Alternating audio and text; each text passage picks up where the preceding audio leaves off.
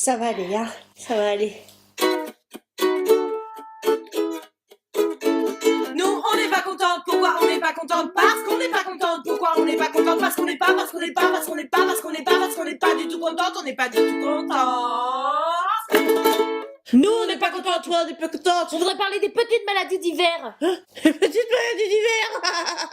C'est le truc qu'on redoute le plus. Et on n'y est jamais vraiment bien préparé. Et puis ça tombe jamais au bon moment. Tu sais, moi ce que j'aime le plus dans la vie, c'est la sodomie. J'adore la sodomie. Non. Alors c'est pas du tout ce que je crois, hein. En plus de pas te faire comprendre, c'est super gênant.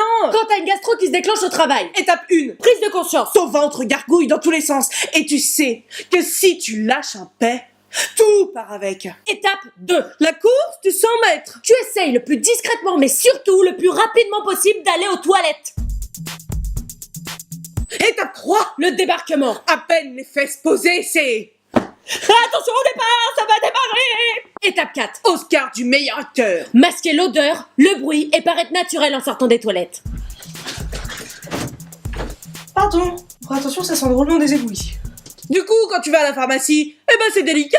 Parce que toi, t'es gêné, mais eux, ils sont complètement décomplexés. Excusez-moi, en fait, j'ai la gastro-entérite. Eh ben très bien. C'est plutôt vomissement ou diarrhée. Les deux.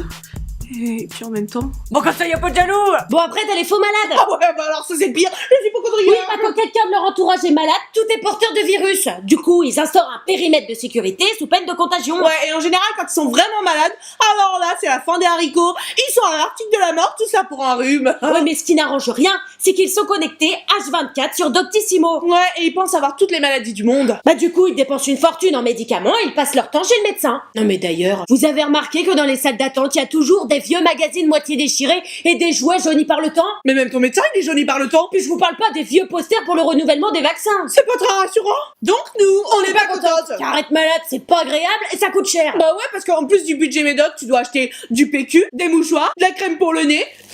On va prendre la température. Allez, bisous. Ah. Abonne-toi à hashtag pas contente.